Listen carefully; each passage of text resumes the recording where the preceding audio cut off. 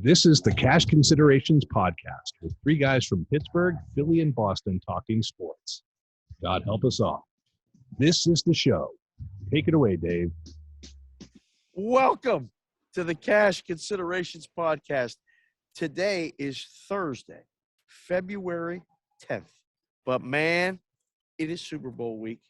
And, wow, we got a great show ahead for you. I am Dave Sharapan, the Sportsbook Consigliere at SportsBK Consig on the Twitter. I am out in L.A.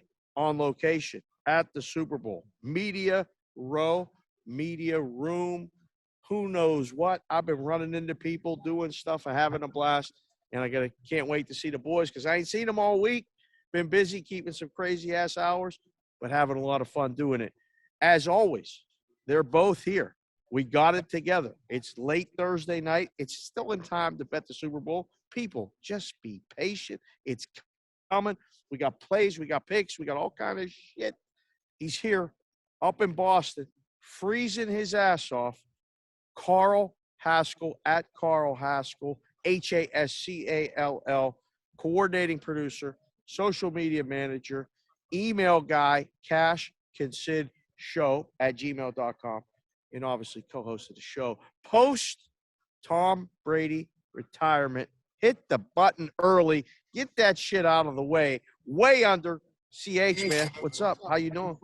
How are you? How you doing?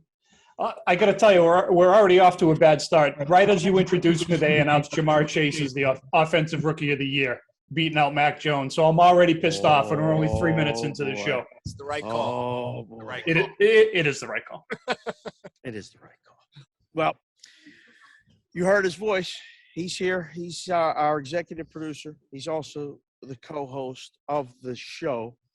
He is Dan Alexander. They call him Newbie Talks on the Twitter because his last name's Neuber, but nobody knows how to spell it. It's Neuby Talks. It's right there on his background.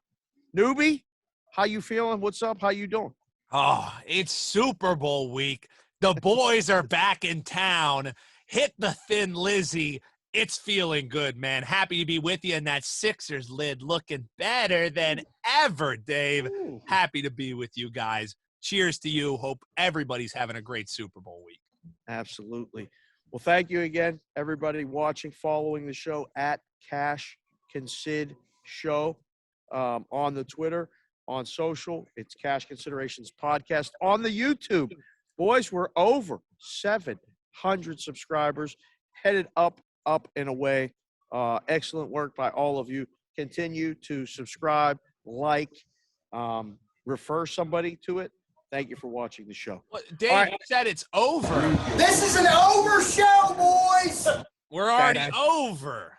Just like Bama said. Just like Bama Mafia said. That guy's in hiding, although his basketball team's pretty good. College basketball, we're not going to talk about that today.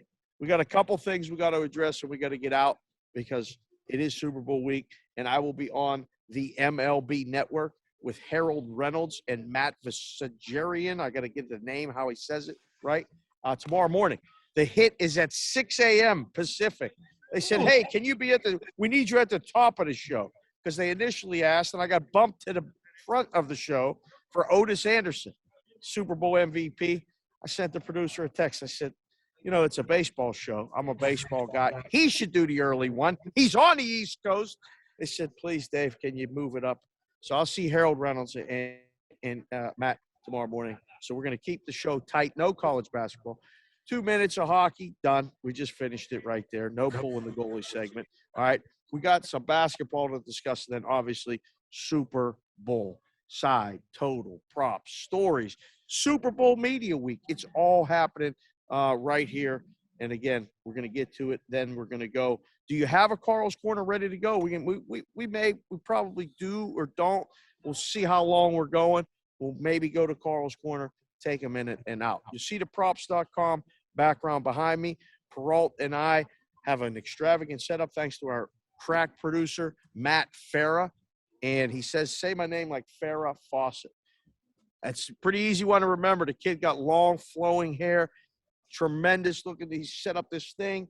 It's so that's the background. So don't get confused. But that's the other show that I do, Bostonian versus the Book, Monday through Friday from 10 to 11:30-ish. Today we ran long because Michael Buffer wanted to sit down and talk to us. Scott Farrell wanted to sit down and talk to us. And if you haven't ever seen Scott Farrell unhinged, once we told him we weren't on the radio and he could say whatever he wanted, he said whatever he wanted. I'll tell you whatever you want to hear. Yeah, that guy is the fucking man. Oh, man, he talks like that all the time, too, Scotty. He don't stop talking. He talked about this. He talked about that. He said, I'm from Pittsburgh. I got this. I got that. I was like, Scott, I did an hour of radio with him. I almost pissed my pants twice. I was like, Scott, seriously, I got to go take a piss. He goes, you can't leave, baby. You got to stay here. We got to talk about the Penguins. We got to talk about the Steelers. You know what? Impression. Talk about That's a good impression. It's unbelievable. I mean, you should see what's going on after in the lobby, boys. The real show is in the lobby of the hotel. Although, we went out for dinner last night. I'll get to that. That's my take a minute. I got a couple to take a minutes, but the dinner in LA, amazing. All right, so let's get this shit started. Today was the NBA trade deadline, and we heard about this shit all week. Maybe it's not going to happen. Maybe it is going to happen. I ain't got no beard. Try to keep it clean, other than the goatee. CH is always clean shaven, but man, the kid.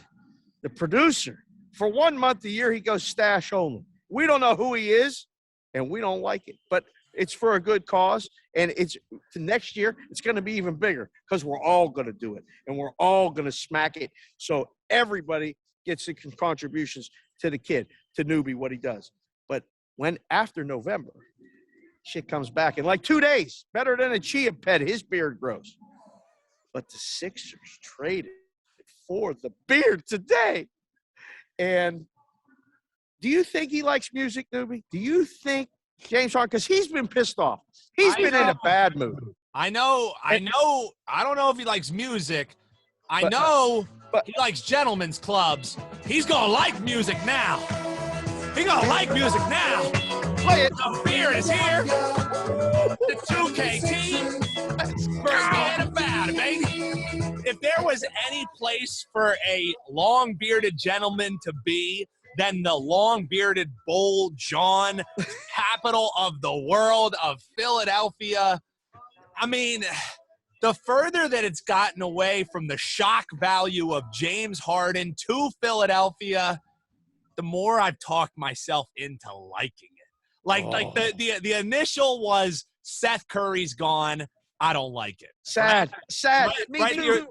The initial part is, oh, what about the draft picks? Seth Curry's gone. Andre Drummond's been giving us good minutes. What are we going to do? And then you think about, wait, if you're not in the lottery, outside of a diamond in the rough, do picks really matter that much if you don't suck? They don't. Andre Drummond, yes, he was giving you good minutes, but now Joel Embiid can sit on the bench and Harden can bump into people and somehow get to the line 1,000 times. Hope so. I'll take that. The big part is that Seth Curry's gone. That part's tough, but then so sad. You remind yourself, oh, wait, there's this guy who wears number 0 who's pretty damn good, Tyrese Maxey. Did we have to trade him? We didn't, huh? Nope. You know, everybody talks about the defense Ben Simmons brings. Matisse Thybulle, defensive specialist. Did we have to get rid of him? No, we didn't. Play the song again. A twofer of the song, baby. I'm all in on the trade. It took me a while to get there. I know that Harden's going to leave in a year. He's going to say that, this team doesn't have enough talent. I need to get traded. When he does that, that's when we talk Portland into giving us Damian Lillard. The process rolls on. I'm hype about it, Dave, as you can tell. It took me a while to get there, but after the shock moves away, Ben Simmons, that saga is done in Philadelphia. And honestly, I'm not even going to motherfuck Ben Simmons on the way out. I was a Ben Simmons defender. I'll miss him.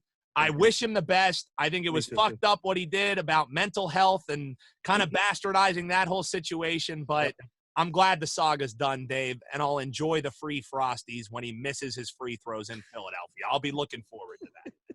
Hey, before we go too much further, I'm just seeing on ESPN here now, Woj just tweeted that Harden is asked to be traded from Philadelphia. It's not far off. You know it's coming, CH. You know it's coming. We got 3 or 4 months run. Just let it go. Oh my God. Well done, CH. The other end of that trade is the Brooklyn Nets. And CH is the originator, the OG of the hashtag. It started with the original hashtag anybody but the Nets. And I don't know when the last time that team won a game was. They've been getting beat, blown out. James Harden quit on them. People quit betting them. They're laying gigantic numbers against them. They can't even cover the spread, let alone win a game. CH, how you feeling about this hashtag anybody but the Nets? Look at that big ass. I'm liking it. You notice it's got a little bit of attention the last couple of days. Yes, Yeah. it has. I said this before we recorded. The Nets are behind the Celtics in the standings. I've done my job. I have done my job.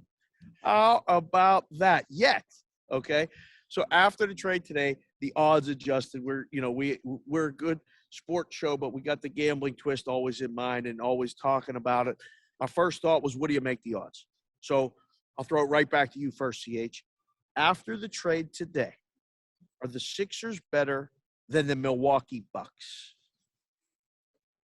The Bucks got Serge Ibaka. They did. They needed a banger, get some rebounds. That's all he does. That's give Giannis the ball. And Giannis, you don't have to rebound, although it feels like you average a triple-double anyway. Yeah. But your initial thought, Harden in, Seth Curry out, Drummond out, no real backup now for Embiid, but, they'll figure it out. They'll play a small lineup when they have to. But are they better than the Milwaukee Bucks? Would you make them odds-on favorite to win the East after that trade? This is what I think. First of all, I can't wait, and I haven't looked. Newbie, maybe you've already circled it on the calendar, but when are the Sixers playing the Nets? March 10th in Philadelphia. See, there we go. 1 month from today. That's the first thing that comes to mind. The second thing that comes to mind is what a series it will be, Milwaukee and Philadelphia for 7 games. Ooh. I hope that's for the conference. That will be a hell of a series to watch. That will be a hell of a series to watch. Newbie, are your Sixers, our Sixers, they're all of our Sixers after this. Even CH a little bit. Like a little bit. Listen, the song is contagious. I put this lid on today. I did my costume change because I came into this place dressed as Joe Burrow. You guys saw the video this morning. First and foremost, early in the morning, asked 10 times, 20 times before 8 o'clock Pacific, hey, you from Cincinnati? You like the Bengals? I don't know. Do you like them? Well, I think they could win a game. Oh, that's how that conversation started. But then after the trade, I had to go Sixers hat. So I've been walking around and people have been saying, are they better than the Bucks? Are they better than the Nets? Are they the team to beat odds-on wise in the Eastern Conference? Now, even as a Sixers fan, I can't full prisoner of the moment until they get on the court, until we actually see how that 1-2 punch works. But the thing is, with the NBA, the trade wouldn't have happened unless Embiid and Harden signed off on it. More than any other league, the players dictate where they go. And that's just how the NBA is. So there's a lot of people, are Harden and Embiid going to get along? The trade wouldn't have happened if they're not going to get along. So agreed. I think you take that part out of it. All I know is, long ago, when the Sixers were actually in the doldrums of the season, me being the ultimate homer that I am, it was a little sprinkle on the Eastern Conference Finals for the Sixers at plus 1,100. They are now down, I believe, to about 3-1 to win the Eastern Conference. To win the East. I think that's a pretty large adjustment. They're also, their odds have been chopped in half from winning the title from 14-1 to now 7-1.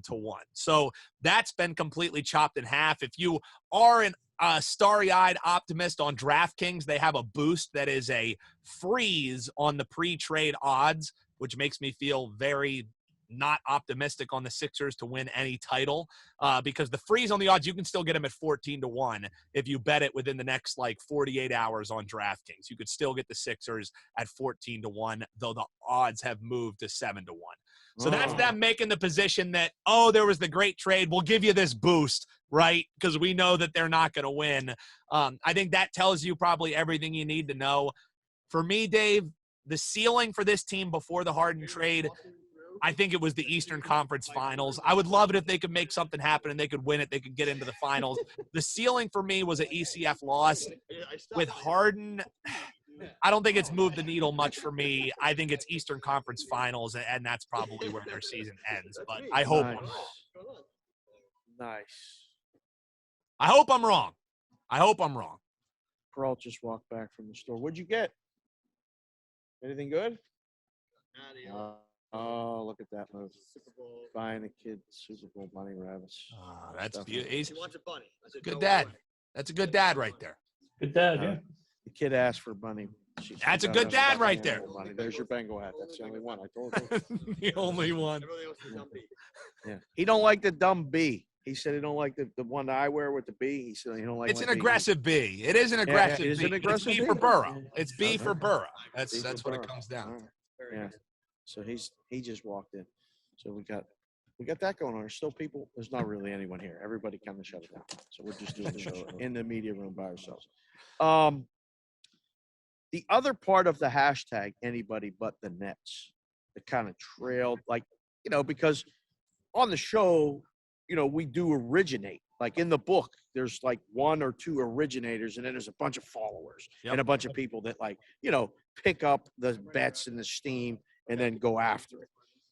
Not to say that people are doing that with us, but hey, I don't know, RJ and all these other people and all these things like that. Hey, how you doing? Nice to see you. RJ. Glad you enjoyed the show. Hey, good to hear you. It's a bonanza. Hope you're taking notes. It's a bonanza. Just keep writing that shit down. It's all good. Anyhow, it's hashtag anybody but the Nets and the Lakers.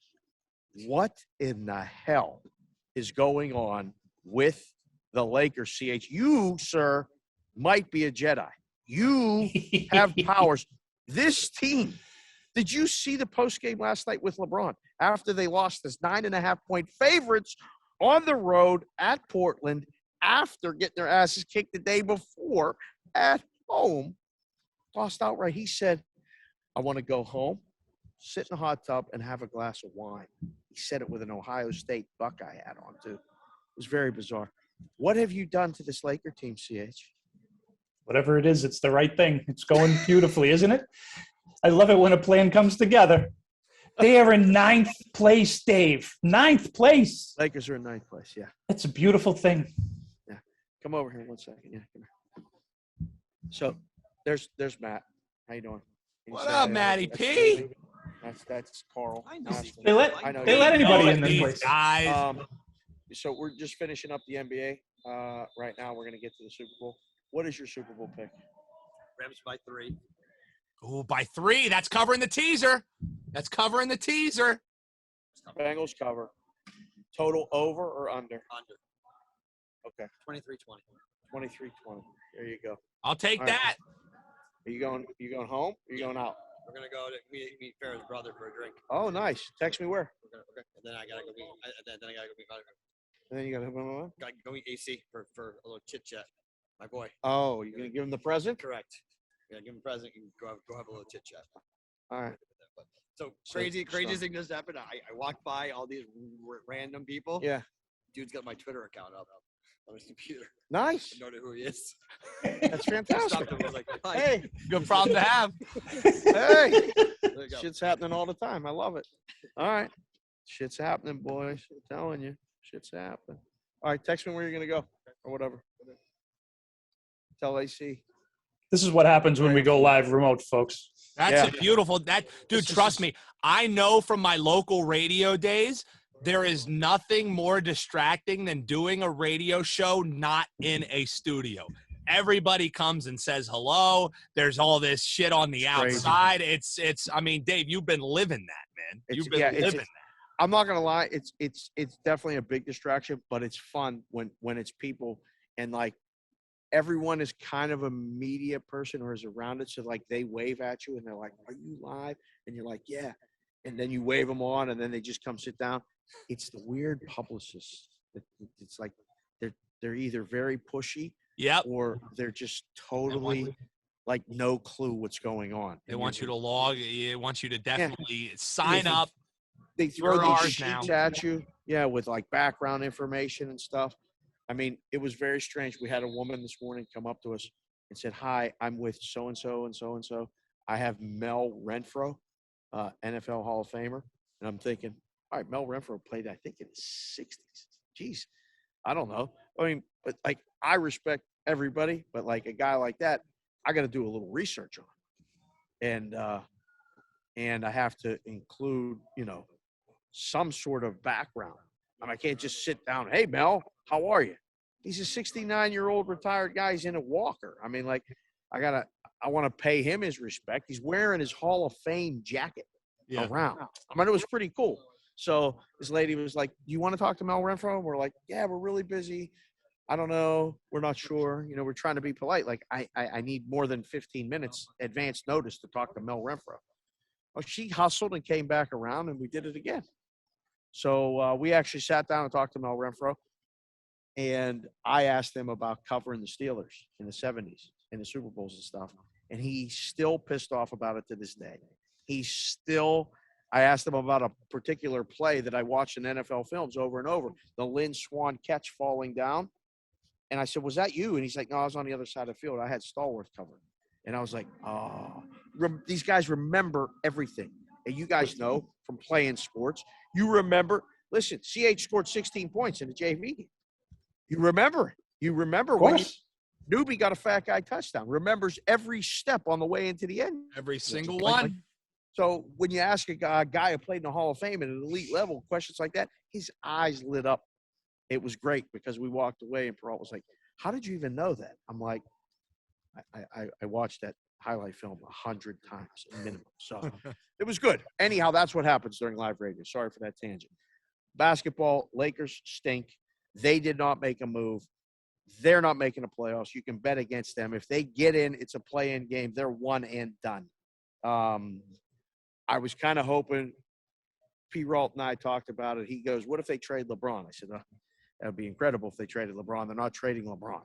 And they did not trade LeBron. They didn't even trade Russell Westbrook. So who knows what's going on in Lakerland. That's it for the basketball, boys. The Book It Sports app is available. I don't have the read. And Nikki sent it to me, a new read for the Super Bowl. I don't have it in front of me. So, Nikki, we love you. Book It with Trent, killing it with those surgical streams. You're supposed to get both Newbie and Carl on the surgical stream. You're supposed to go on. It's a big pop for the people. I went on last week. After much ado, I gave him 3 winners. He didn't use any of them. So, fuck it, Trent. You're out. You don't call me no more. I ain't coming on the stream. I gave you 3 games, 2 dogs and a total under. You didn't like any of them, I guess, because they're dogs or they're unders. And they all win, and you didn't use them. You used some bullshit college game, and that lost. So, I hope you're listening to the show, and if you are, get the boys on. When you call me to come on, I ain't coming on. Fuck it. I'm too busy. I'm just kidding. I love those guys. Look at what sports. Look at sports with Trent. That was the best live read ever. That's it. And then the other live read, obviously, is JD, Jeff Dawson, ECSI, Sports Investors. We'll get to that one in a minute. We got to get to the football. It's Joe Burrow just won Comeback Player of the Year. Wow. Let's go. Forget Joe about Burrow it, Dak just won Prescott. Comeback Player of the Year. Yeah. Joey Brrr. Let's go. God damn, you roll that R so good. Baby. Man, you roll that R so good. That's good news. Joey Burrow. Oh, man. I think that's deserved, man. I mean, the fact that he has that busted knee and he's able to do what he can do behind the offensive line that he plays behind, Unbelievable. I know a lot of people talk about the offensive weapons. I mean, you guys have seen Super Bowl after Super Bowl. This is the worst offensive line that's ever been in the Super Bowl, right? Pretty damn close. I Pretty can't damn think of close. any. I mean, I watched when the NFL does the Super Bowl 1 through Super Bowl whatever it is. I watch as many of those games as I can, those condensed games. Dude, this offensive line, and for all the talk of Zach Taylor being a lame fish, what he's been able to do adjustment-wise to get this team to the Super Bowl, it's impressive. Pretty damn impressive, man. Yeah, for sure. So let's kind of just swing it like this. Let's just talk briefly about the side and total, because there's so much talk about the props. That's all that matters. And it really has eclipsed the game.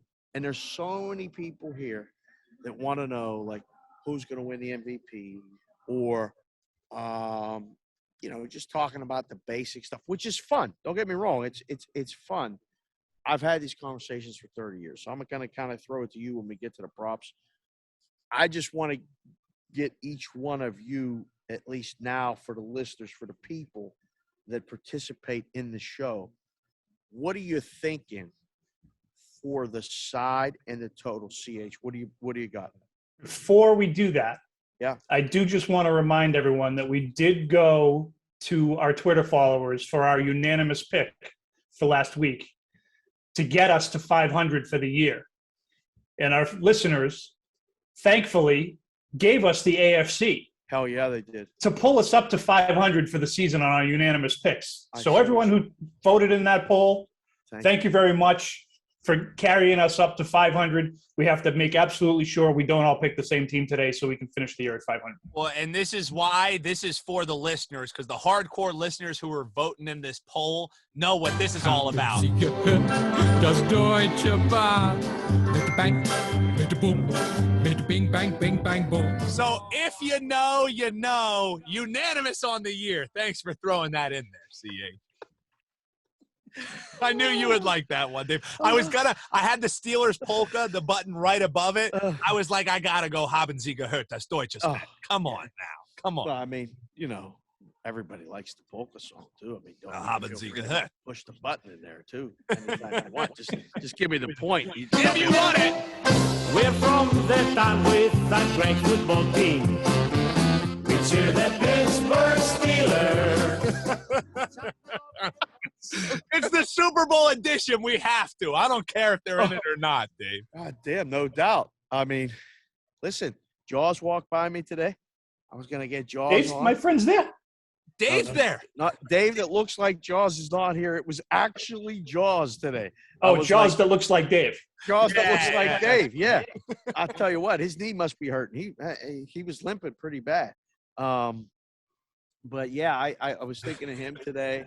I saw Hartman today from the Chiefs. And I was thinking, man, these kids are so young. Yeah. Like Josh Allen was here today. Justin Herbert was here today. And I just felt old. But at the same time, there was a lot of old guys around. And I was thinking, man, the Super Bowl has had so many memories and so many thoughts and things. And we'll get to that as we get to Carl's Corner, what the Super Bowl provokes the thoughts. I mean, like Newbie's told the story about, his Super Bowl win, the Eagles Super Bowl win. Carl can't even fucking remember all of them because they all flow together. But he remembers, there's little bits and pieces. And mine, too, the early ones I remember more than the later ones. But I think I remember the loss to Green Bay or the loss to Dallas as the Steelers more than I remember the wins later. The wins as a little kid was the best. So, sidewise, boys. Should we dare try to get off the 500 mark and do another poll for like the total? Do you like the over or the under? I think we're split on this because I tweeted out how I like the Bengals in a teaser 10.5 and then take the over 42.5. I like the game total over. I know that every Super Bowl is always a clunker and it's new teams and this, that, and the other thing.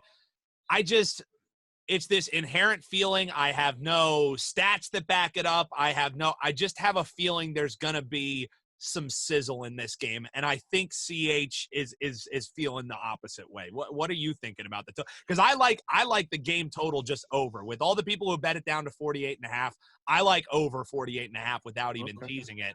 And I think CH is feeling a different way about it. I am. I just think, I don't know, the Rams played in this game, what was it, 3 years ago or 4 years ago against the Patriots? It was 13-3, right? Oh. I mean, granted, it's a different team. There's only 9 guys, I think, that were on that team that are still on the team now. But I just see this as a defensive game. I don't see, 48.5. That's implying 26-22 is what we're implying with the score here. And I don't know. I don't think the Rams are going to score in the 20s. Now, Dave, I know that you're a total guy, so I want to pick your brain on this because your specialty in the book was, here's what we're making the number, let them bet this number, and I feel good about it. So before you share that, just to CH's point, how much, and I talked about this with you and Brad on 8 in the Box this week, which is another Cash Considerations podcast, and stay tuned because there's more Cash Considerations podcasts with some new faces coming your way. But how much of the conservativeness, if that's a word, of Sean McVay in that Super Bowl was, it's the first time in the Super Bowl for him. They're playing against Bill Belichick, Tom Brady, the GOAT. You have to play mistake-free. How much of that was them seizing up in that moment of, holy shit, we're playing the Patriots? I think that Sean McVay might take a couple more chances this game. So that's maybe what I'm looking at, CH, now. Is there – you're a Patriots guy. Is there any validity to – oh my God, I'm a deer in front of a truck, I'm playing the Patriots? Is my feeling that maybe Sean McVay will not be as scared this go around because he's not playing Bill Belichick and he's playing Zach Taylor? You think there's any validity to that? I think, honestly, and I forgot to say this last week, I thought that he was outcoached last week in that game.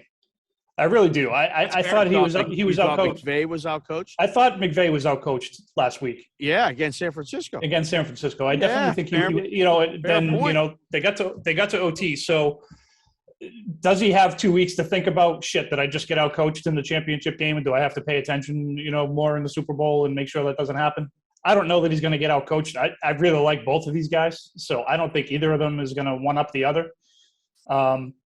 So honestly, I don't know, Newbie, to answer your question. I don't think that there's that factor in this game. Well, Dave, you're the totals guy. So what are you thinking when you see this thing opens around, what was it, like 50 and a half? Yeah. And then it's just been under because the sharp guys always bet under on the Super Bowl.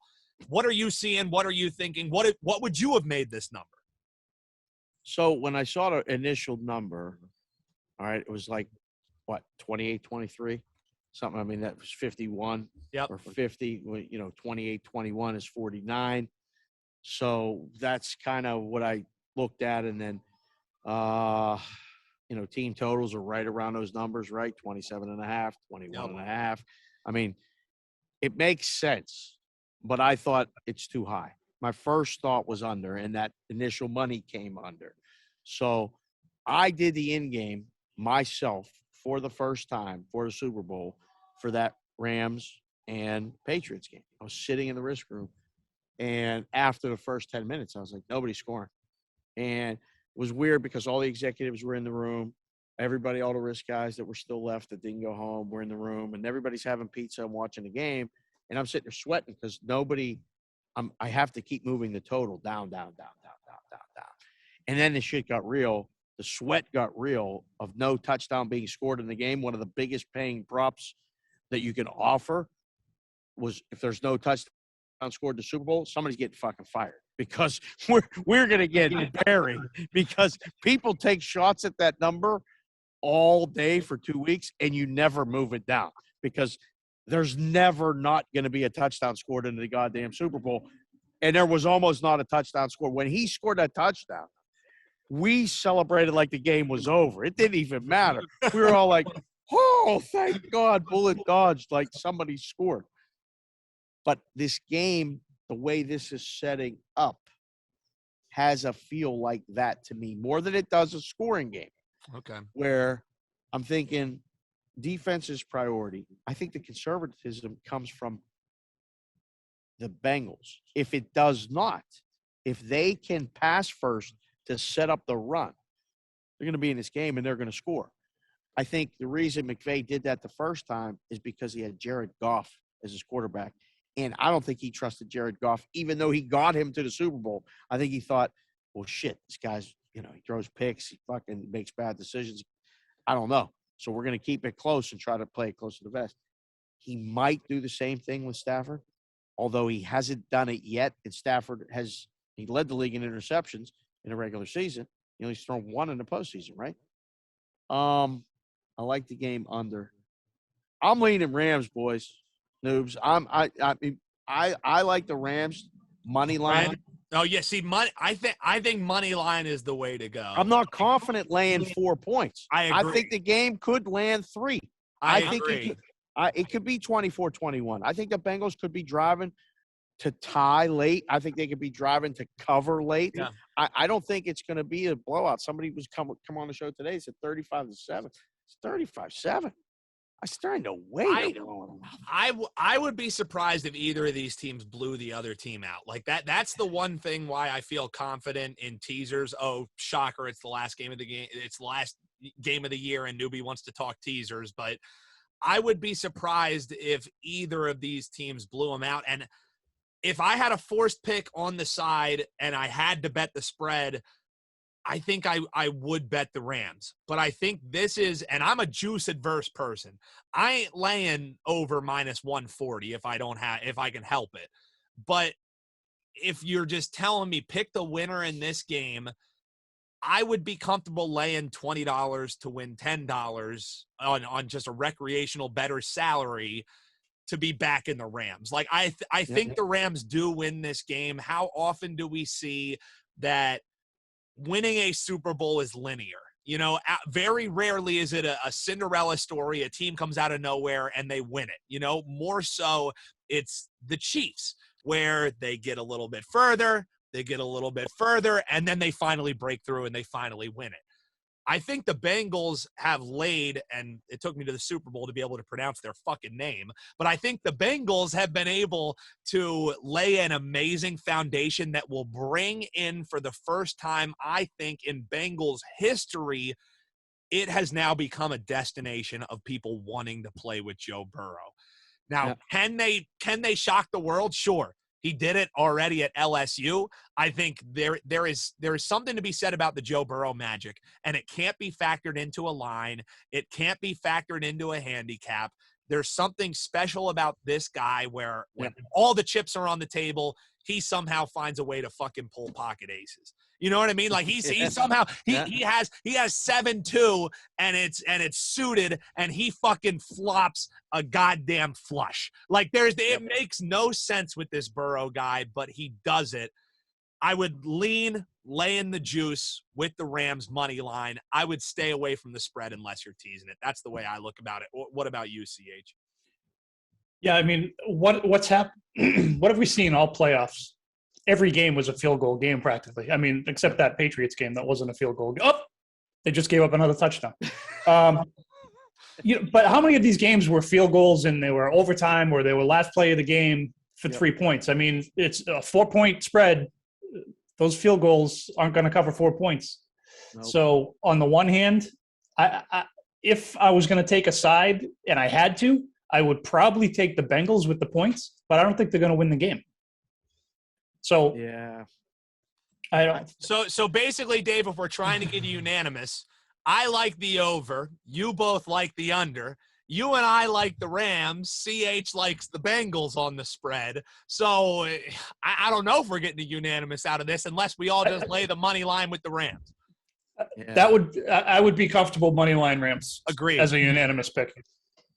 Dave? Would be our first money line pick of the entire season. We have to do it. Moneyline Rams. We have to do it. Yeah, Moneyline Rams. Moneyline Rams. We have to Let's do it. I don't have a Rams song. I have.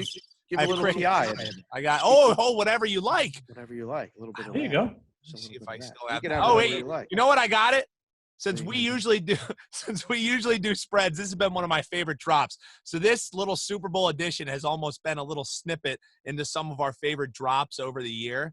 How about we usually do the spreads on the game? We're doing a money line, so we're going to say hello from the other side.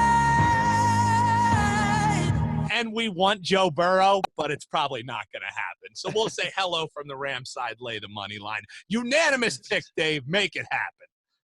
That's fantastic. So that was that Adele? That was Adele from the Tom Brady and the Belichick commercial. Maybe the best commercial of all time.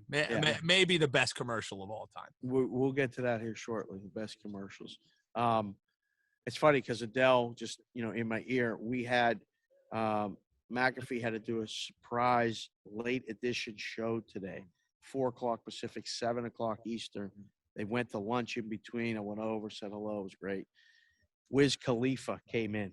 No shit. Just reeking like weed. Listen, there's guard dogs everywhere. Perrault just texted me and said, there's a bomb threat in our garage. We may not get our cars out for hours. Oh, well, get comfortable, man. There's always Uber. There's always Uber. Yeah, we don't have. Well, they can't get close to the building. I guess this is phenomenal. God damn. Sorry, I'm glad I ate lunch. We ate lunch today. Well, I heard, Dave, and I hate to do an aside because I know we're tight on time here, but I was I heard that you on the first day of Super Bowl, I'm not sure which show I was listening because you've been on every show in America this past year. Yeah. You didn't eat the first day you were at Media Day, dude. What the fuck was that about, Dave? I fucking forgot to eat. I was jumping from table to table, and all these people were like, hey, man, I saw a couple writers that follow us and listen to the show. They actually admitted to listening to the show. Some of the few people who admit listening to the show.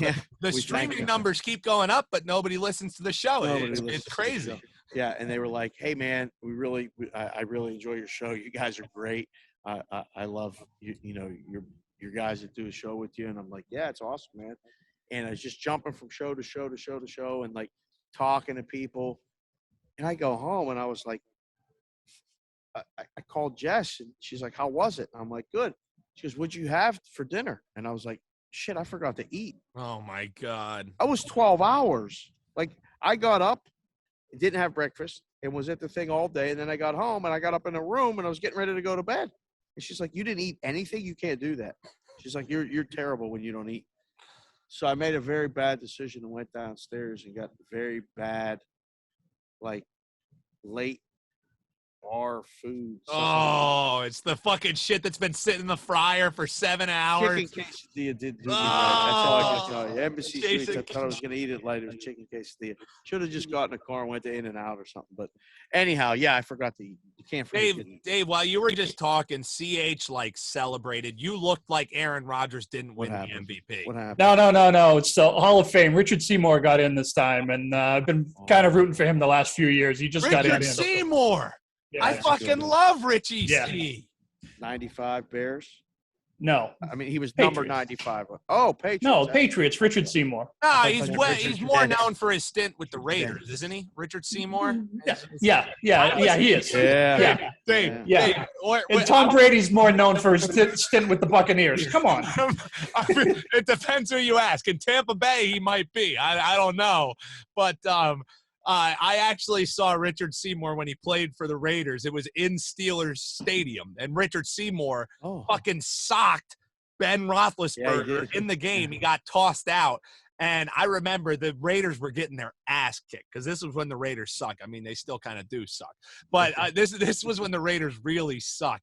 And he gets socked. He fights it, and he gets tossed out. Raiders were getting their ass kicked. They finally hit a field goal, and I was wearing my Raiders gear. I stood up to cheer in the upper level. I was like, yeah, we hit a field goal. We were losing 20-3. Some Yinzer turns around, and he's like, you don't do that shit here. sit the fuck down. Yeah. I was just like, Wow. damn. All right. I was like 13. I was like, all right, I'm going to get my ass kicked. I'm going to get stabbed by this guy. Even in a blowout? Even in a blowout. They don't mess around. They don't mess around, Dave. Damn. They don't mess around. Ain't playing.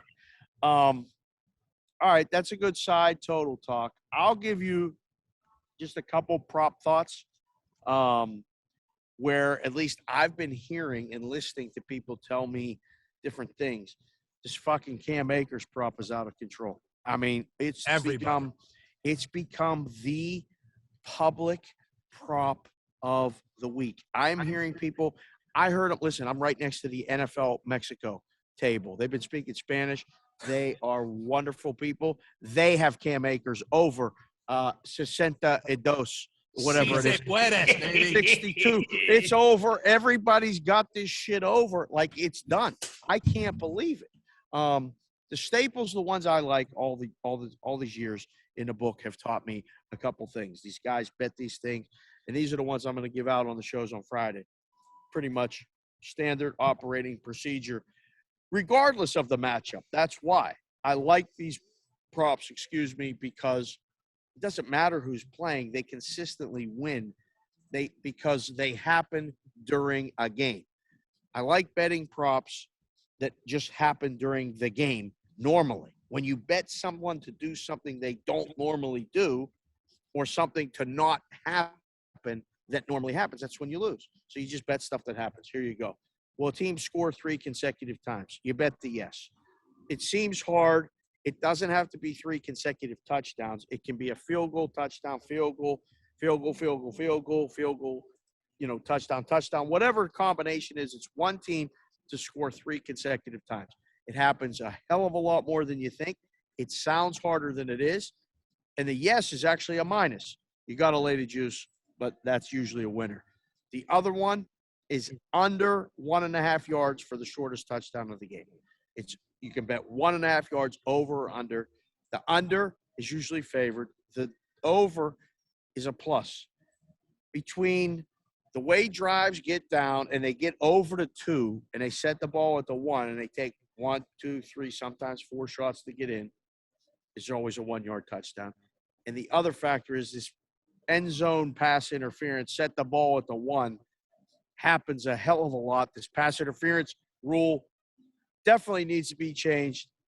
Man, oh, man, it happens way too often. In the end zone, it happens a lot. They set the ball on the 1, and then there's a touchdown. So those are my 2 that I really just kind of consistently bet. Ideally, you don't have to lay too big of a price, but those are the ones. The sack prop's an interesting one, the total sacks in the game, the individual sacks by each team. And obviously, there's passing yards, there's rushing yards, there's receiving yards. There's something going on. Do you guys hear that music? Is that bad? It's amazing. They're warming up for the halftime show, apparently. I don't know what's going on the other side of this wall. It's been pretty quiet. But they figure they're locked in. Their cars are on lockdown because there's a bomb threat. So, right? so they figure start playing some music. What the hell? My God. But, Newbie, you said you got – what'd you say you got, 22? So I just counted 22 prop bets? I was a little bit over, so I officially have 19 bets that I myself have placed. So how about we do it this way? CH has 1 prop that he placed. Let's have CH share what he's looking at for the props, and then I will go Micro Machine Man. I will give every prop, and then we'll just recap on next week's episode whether they hit or not, and we can see how much money I lost on this. Beautiful. Okay. Newbie's going to give us the fastest 2 minutes in sports with his. I'm going boomer. Nobody circles the wagons like the Buffalo Bill. So I've got 3 that I like. One that I've already played, and then 2 others. One's a long shot, and one's just a favorite one that I get to root for all day. So the first one I bet is the one I alluded to on the show last week. It's the opening kickoff, no touchback. I mean, it's hit 18 out of 20 years now. Pat McAfee gave it last year on his show, told the whole story. We had Tone Diggs on that right before the Super Bowl last year. He gave us the whole story. It's like kicking a lead balloon, I guess, that opening kickoff. So I like that opening kick, no touchback at plus 135. One that I like to root for the whole game is a doink at plus 400. I had it last year. It didn't happen. Remember how many uprights were hit in the playoffs last year? I think they hit like 97 uprights last year. Yep. So I played it last year hoping it was going to hit again, but it of course it didn't. But I'll play that one too because it's fun to root for. But kind of a long shot, I'm putting a little sprinkle on because of the way I think this game is going to go. I do still think it's going to be a low-scoring game. I think it's going to be a defensive game. I'm going to sprinkle Aaron Donald MVP. Ooh.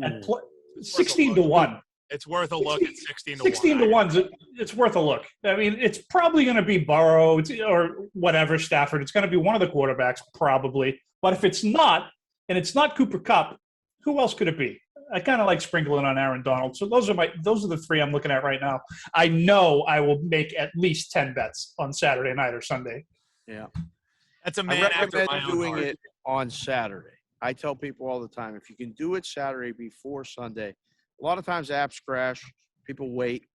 You know, Perrault said it today. It's like everybody going to take a shit at the same time and flushing a toilet, and then it jams up. You know, so try not to do it if you can. Yeah, he said do it Saturday night. It made a lot of sense. Newbie, do you like? I saw Diggs and Gump. They said that say hi to both of you. Thanks, boys. It was great. Love you guys. Hopefully they're going to pop on tomorrow on the Bostonian versus the Book, and there's a shot that I might go on the big show tomorrow. Not sure. They got a lot of shit going on. I believe that. Yeah, so we'll see. But they're going out. They're going back Saturday morning. They got their own watch party thing going for the Super Bowl. But I asked Diggs today. I said, "Hey, has he said anything about the balls again?" I said, "You got to tell the people." He said, "I already bet it. I'm taking a plus. I don't know why." I said, "Has he said anything about the balls?" And he's like, "Whoa, you're getting aggressive."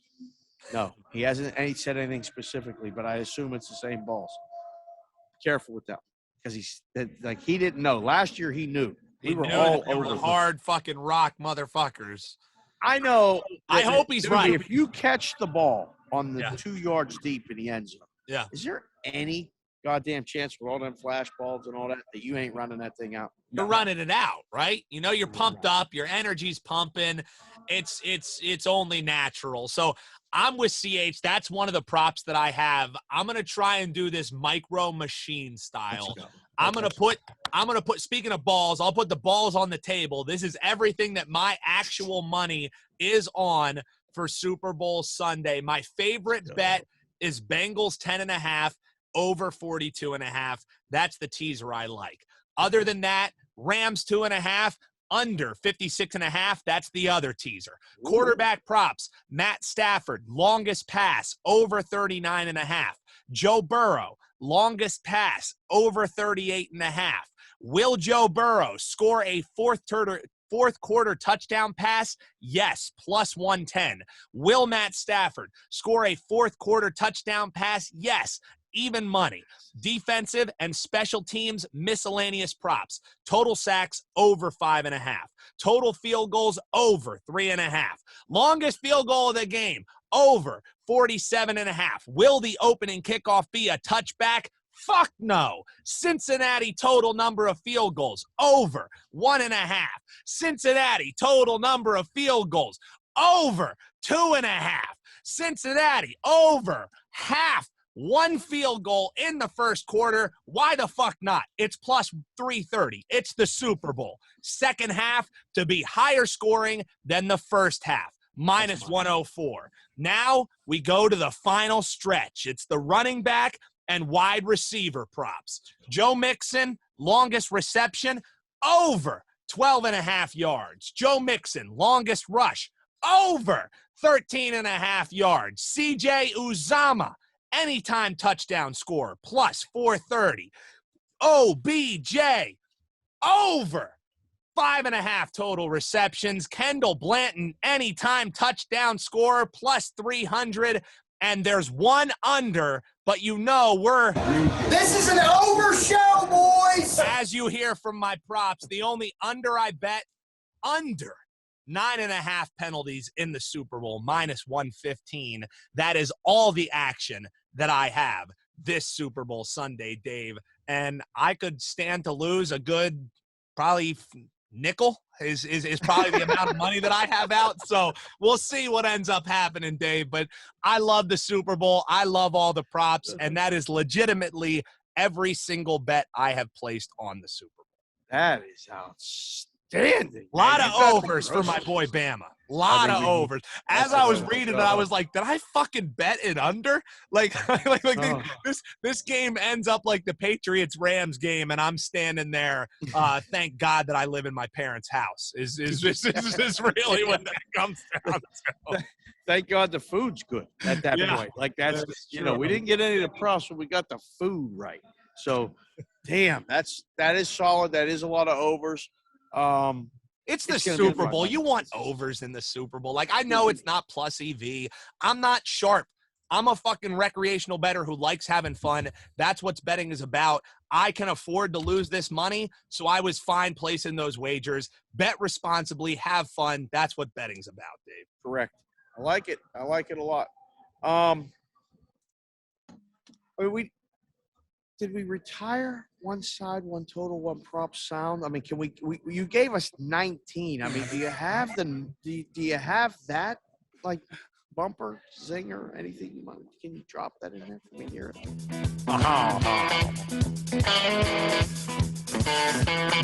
Beautiful cash considerations, listeners. It's time for one total, one side, and one prop. Yeah, I broke all the rules, Dave. Last week I gave, totals for props and props for totals. This week I just say, here's everything I've ever bet in my life. So, we did one side, we did one total, and Newbie did like 19 fucking props. Who cares? It's the Super Bowl. So I wanted to hear the music so I could say that line as I was thinking. I'm like, he has 19 props. I think he's done. It's Thursday, but there's a lot of shit to consume. I probably will bet more. I'll probably bet more. I'm betting the yes on you betting more, and I'll lay up the $4, and then I'll ask what you're moving it to because I'll bet it again. Because I know you're going to listen to something and go, oh, that shit sounded pretty good. I'm going to go see if they have that. I had Johnny Avello on today, and I know Johnny for a long time. Johnny talked about doing the doink thing and all this other stuff, and then he talked about making cornhole odds. He said, oh, yeah, I watch cornhole. I said, Johnny, you're full of shit. All right? Nobody knows shit about cornhole. You ain't making cornhole lines because if you are, I want to be one of the guys that helps you because I can make the cornhole lines too. But he put up the Academy Awards. You can bet on the Academy Awards legally in the United States for the first time ever on the DraftKings app, which you can do anywhere, wherever DraftKings is offered. I just wanted to mention that because that was on my mind today. I called Johnny out, but we had a good time. We had a good interview. I said, man, first time in Media Row? He said, yeah. I said, it's way better than booking the games. Ain't it in the risk room somewhere? He's like, looked at me and he smiled. He said, hell yeah. Because I was at the Phoenix Open yesterday, and I'm at the Super Bowl Media Row today. So who's watching the shop, Johnny? God damn it. You're traveling. You're supposed to be the risk director. Who's watching the numbers? He said, oh, we got a team. Yeah, we got a team. Enjoy the trip, Johnny. You ain't watching no cornhole either. Please, that's some bullshit. Nobody knows shit. Cornhole lines. Oh, all right. Well, we had to get the music for the one side, one total, one prop, but you know what else we got to do. We got to go to that place. You want to go there? You got it, Dave. It's not a Super Bowl edition without going over to that corner. If his back's to you, you don't know what's happening in that corner. But it's the host of Carl's Corner, Carl Hascall. I don't think I like that intro.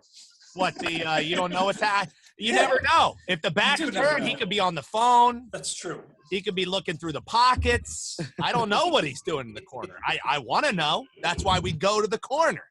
Oh, man. So, it's a big game this weekend, right? And what does everyone who doesn't watch football talk about on Super Bowl Sunday? What they ate and all the commercials, right? Yeah. For me, I used to enjoy watching the first set of commercials, and that was about it. After that, they started kind of tapering off. Now, you go online on Tuesday or Wednesday before the Super Bowl, and you can see them all already. ruins the surprise. I enjoyed, just watching them when they happened. So I want to ask you guys, which have been your favorite Super Bowl commercials that you can recall? I'll go first because I've only got two.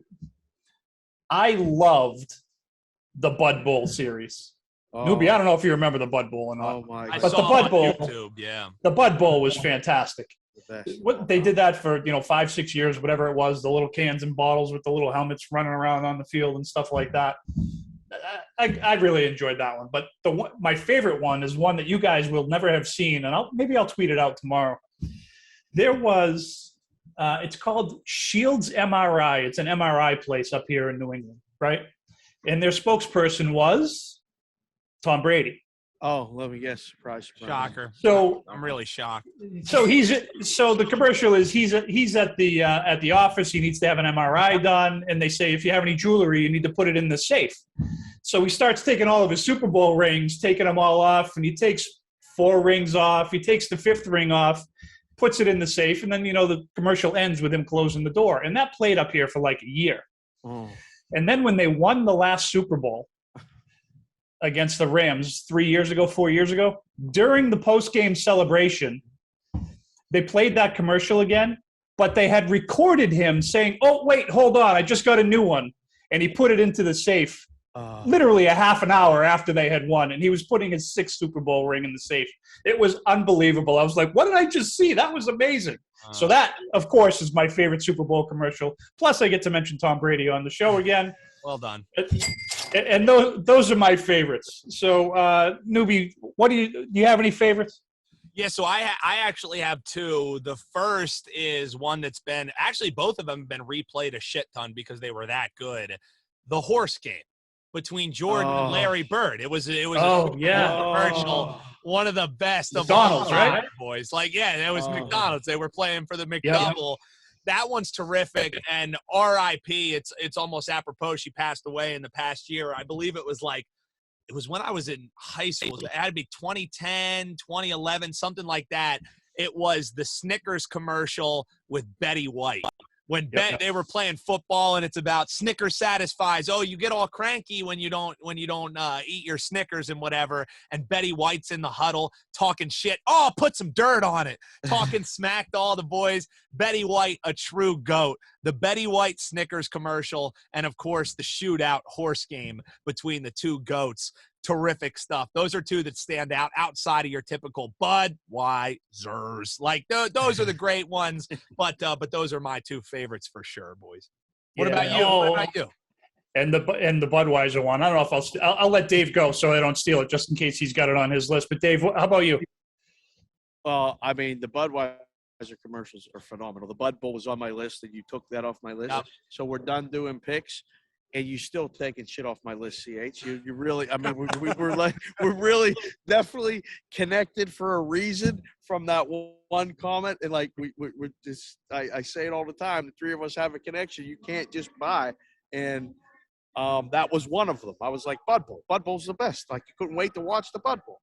But the Budweiser commercials with the Clydesdales and the horse telling a story that brings you literally to tears, especially, I've become such a mush softy since I had the girls. Since when a commercial can bring me to tears, listen, sometimes it happens over Charmin commercials. Yeah, because I'm in the right mood. But I like all those. But the Budweiser commercial with the frogs, when he said, like that one, and let it go, Louie, let it go. Let it go, Louie. Just listen, that was the thing that my dad started repeating after the Super Bowl that year, and we said it until the last time I probably talked to him. He'd go, Dave, let it go, Louie, let it go, and we would just laugh, and that was our thing. So those had a special place for me. The other one is the Joe Green, Mean Joe Green. A Coke and a smile. I mean, that was every kid in Pittsburgh. We were little kids, and every kid wanted to be that kid that got Mean Joe Green's jersey. And then I saw a story later of how it was done, and they made him drink a Coke every time. He kept burping when they recorded that thing, he had to drink, I think he said 19 bottles of Coke before they got it right. It was hilarious, but there's a documentary on that. Those are the ones for me, man. I hope the commercials recently have been having a bad run, in my opinion. Like they haven't been nearly as good as they used to be. Hopefully this year they can live up to that. Yeah.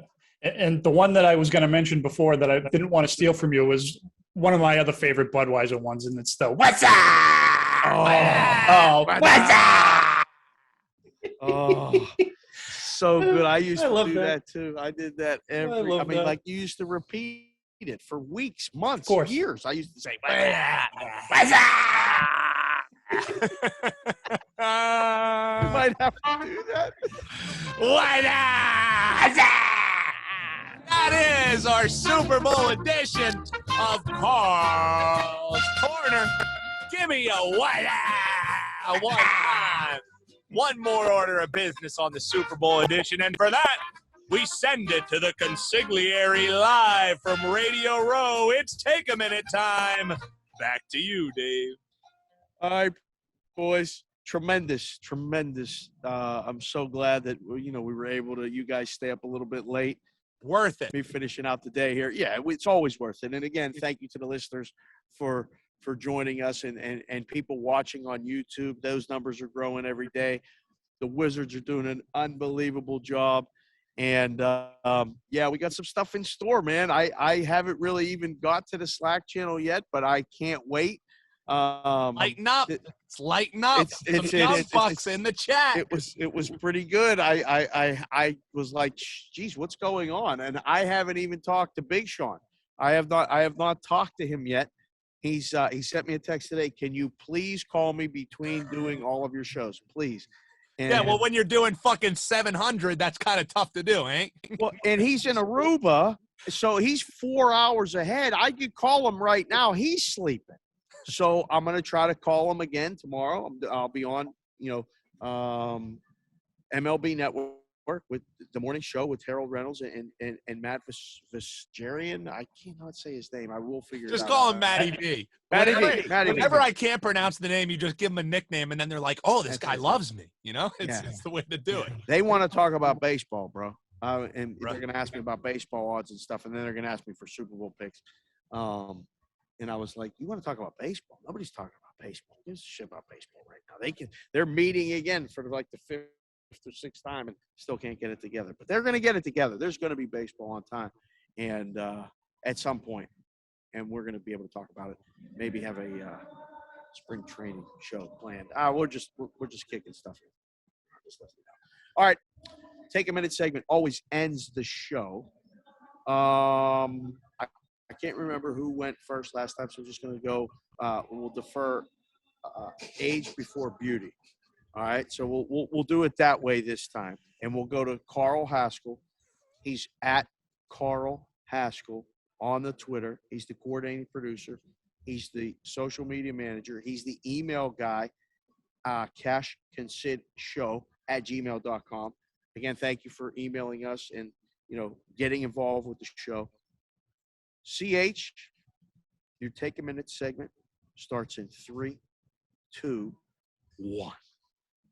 So I think one of the supposedly good things that came out of football season this year was the Manning cast, right? I think a lot of people enjoyed watching the Manning cast. They just got a 3-year deal. They're going to be around for another 3 years doing that. Yeah. I'm a New England guy, right? It's in my blood to dislike the Mannings, even though they're not playing anymore.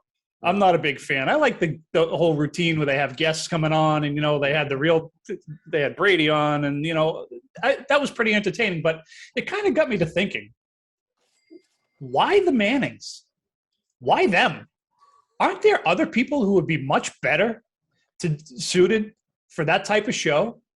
I mean, who would you rather watch? I mean, me personally, I would watch David Ortiz and Pedro Martinez hosting that show. That would be entertaining. Maybe not 17 weeks or 18 weeks, right? But once a month or something like that, I'd watch that. What about Matt Damon and Ben Affleck? Wouldn't that be fun to watch? They're sports fans. Of course, they're Boston guys, but they know their shit. But then I really started thinking, what if Tiger Woods and Phil Mickelson hosted that show? Ooh. That would be entertaining. Now, they're not going to break down the X's and O's, but they bust each other's balls constantly, right? Especially Mickelson. Nobody talks trash better than Mickelson, so that'll be a lot of fun. And then I thought, Jesus, if the Mannings could do it, the Beavis and Butthead could do it, right? I mean, that would be fun to watch. I would watch that. What about Gronk and Edelman? Come on. Who has more fun than Rob Gronkowski and Julian Edelman? Nobody. Yeah. I would watch that every single week. What about Will Ferrell and John C. Reilly as Cal Naughton and Ricky Bobby? I would watch that before I'd watch the Manning cast. And then I thought I would watch Marshawn Lynch and anybody host that show every single week before I watch the Mannings do it every week. So please, somebody else come out, get the rights to the NFL game, whether it's a Monday or a Thursday or a Saturday or whatever the hell game it is. Let's get somebody on there that we really want to see. That's my minute. I love it. It's funny you said Marshawn Lynch. I was walking down down at Mandalay Bay last week, and there's a store called Beast Mode, and it's a Marshawn Lynch store, and it's got T-shirts and shorts and Skittles? shoes of Marshawn Lynch sayings. Big 24. He's got it in Raiders colors. It says Beast Mode, and I've been telling Kelsey that since she's been a little kid. I said, you play things in Beast Mode. So I got her a shirt, and I couldn't pass it up. I bought myself a shirt that said, "Take care of your chicken." I'm going to debut that one next week. It says, "Take care of your chicken." Got to take care of your chicken, man. Take care of your chicken. Be Marshawn Lynch. I can't wait to wear it. It makes no sense, but it's amazing. No sense, but it's goddamn amazing. Take care of your chicken. And when he said it, I loved it then. I got a fucking shirt that says it, and I'm going to put it on social media. You never know where you're going to be. I'll get to that in a second. All right. Dan Newbert, his stage name, his professional name, his media name is Dan Alexander. On the Twitter, he's at Newbie Talks, NEUBYTALKS. The executive producer of the show, obviously the co-host of the show.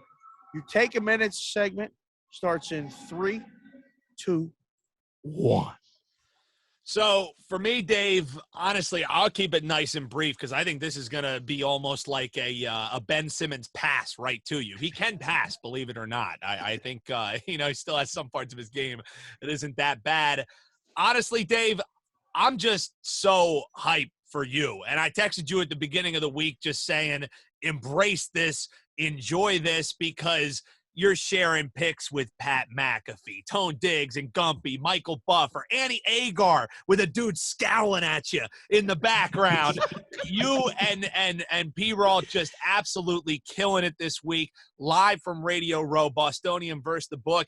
And, we got to know each other just through Twitter. Like, you've gotten to know so many different people. You got to know Carl through comments on YouTube. It was over a year ago that the unthinkable happened in your life. And now what are you doing, dude? You're out of the fucking room and you're on Radio Row. It's the exact example of if you work hard, if you keep your fucking nose to the grindstone, and if above all, you're yourself. Whether you're talking to Dave on Twitter, through text, through YouTube comments, this dude is as real as they come. So, Dave, people will be like, oh, whatever, newbie slurping, whatever. Genuinely, I am so happy for what you're getting to do this week, and it doesn't happen without the work you put in. So for my take a minute, you're fucking grinding, man. You're the example of what you work to get towards, and you're still fucking working. That's my take a minute. Have a great Super Bowl. Joe Burrow, let's fucking say fuck you to our unanimous pick and get that win, baby. That is my take a minute. I love it. It's great, man. Thank you. And for the haters that say he's slurping, he's not. I mean, I've had 10 people come up to me and tell me, man, I just love following you on Twitter. I feel like I know you. I listen to your podcast. I feel like I know you. You got good people around you. I feel like I know your kids. I know your family, and I've never met you before. And I'm like, hey, man, I really appreciate it. Like, and I'm not dropping names. I mean, I met Arash Markazi today, or this week, he came, he gave me a hug. People are greeting me and saying, man, I'm so glad you're still with us. I'm so glad you're here. You know, Annie's going to come on and talk to us tomorrow on the show with Perrault. And she's had a rocket ship sort of ascension in this space. And it's fun. It's sharing. Now, don't get me wrong. Go watch the Bostonian versus the book and listen to Perrault talk about the dickwads that are in this room as well. There's a lot of people that think their shit don't stank. Their shit stanks like the rest of us, but they think their opinion matters and that like things going on that they say really mean something. Just be nice, people. I mean, that's the first and foremost thing of my Take a Minute segment. It's just, I'm soaking it all in. Before I forget, though, I got to tell a quick story. Before I left, I was going to drive here. My wife said, you're flying. So I flew to Burbank. It's a 45-minute flight from Las Vegas. It's an absolute dream. It's not LAX. It's a small airport, regional airport. Little secret that I've just divulged. I said I wouldn't tell people, but all these people are my friends. You got to fly to Burbank when you come to LA. You don't fly to LAX. If you're going north. If you're going south, just fly to LAX. But that's a little secret. Before I left, I had to run to Walgreens, and I took Grandma's car. She has a Kia Soul, bright ass red. Okay. And I was like, can I borrow the car? I got to run down and pick up. I forget what I had to pick up. I run down. I pull in the parking lot. When I pull in, there's a Kia Soul that looks exactly like Grandma's. And I'm like, whoa, if I put this parking spot next to that Kia Soul, I am 100% going to come out and get in the wrong one or try to. I better not. I back up and park 3 spots down the way. Put the car in park, and I get a text from one of the kids. So I got to respond right away because if you don't respond to the kids, they could not respond to you for 2 fucking days. I don't respond to them. They want to know what's wrong.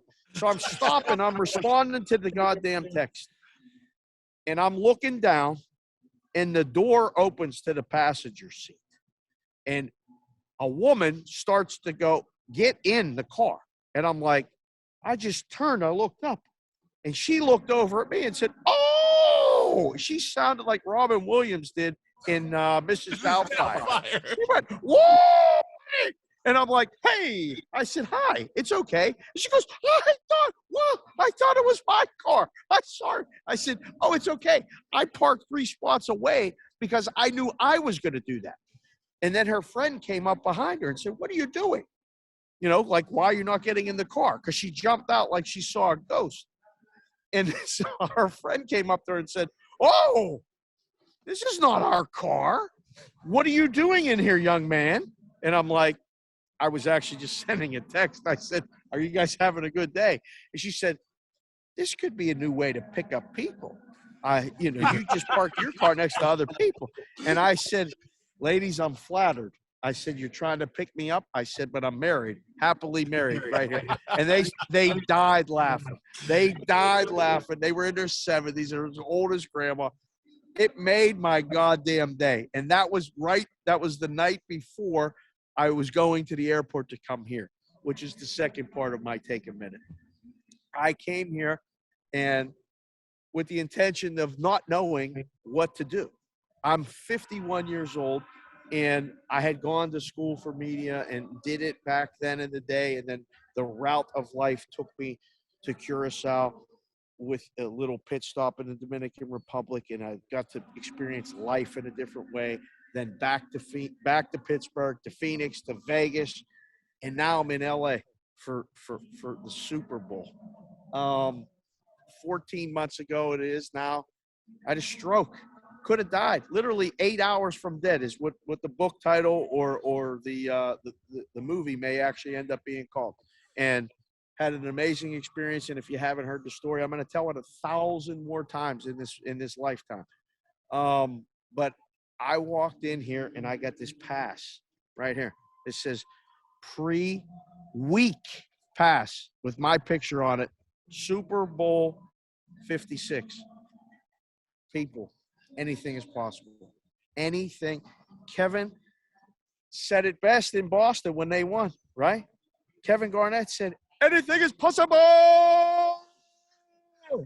And I live by it every goddamn day. I am having so much fucking fun here.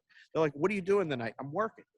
Well, what time did you get here? I don't know. I got up Still dark. I'm trying to beat this traffic. This LA traffic, it'll shake you. If you ain't ready for it, it'll shake you. But nothing can shake me. I'm driving. I'm smiling. Some woman today cut me off. She couldn't see over the damn steering wheel. And I didn't even beep at her. I was like, lady, I know you can't see nothing. There's 6 lanes here. It's fine. It's okay. But I just want to tell everybody to that's the message, is that, one, be nice. I mean, seriously, just be respectful to the people in your life and thank them for supporting you, and just you supporting them. Everybody needs each other. You do need other people. And 2, really, Kevin Garnett said it, anything is possible. I'm living proof of it. I mean, I am having beyond fun. I'm making connections. We got a lot to talk about, boys, next week. We can't talk about it this week because we still got 2 more fucking days of this. I still got shit to do. I can't wait for the recap of the fucking madness, dude. You won't believe it. You will not believe. I'm just telling you, you might need to get that goddamn cigar ready, CH. You might not have no more meetings. You might not have nothing to do except that rundown that you do every week. All the best. We're going to. Oh, if we had to. Dave's the one who froze in the final moment. Dave, you were the one who froze. That is fucking beautiful. It just said my connection was unstable. I said, this can't be happening. Not right now. Super Bowl Wi-Fi has been perfect until right now. But we can do the show 5 days a week. It's possible for the people listening but not listening.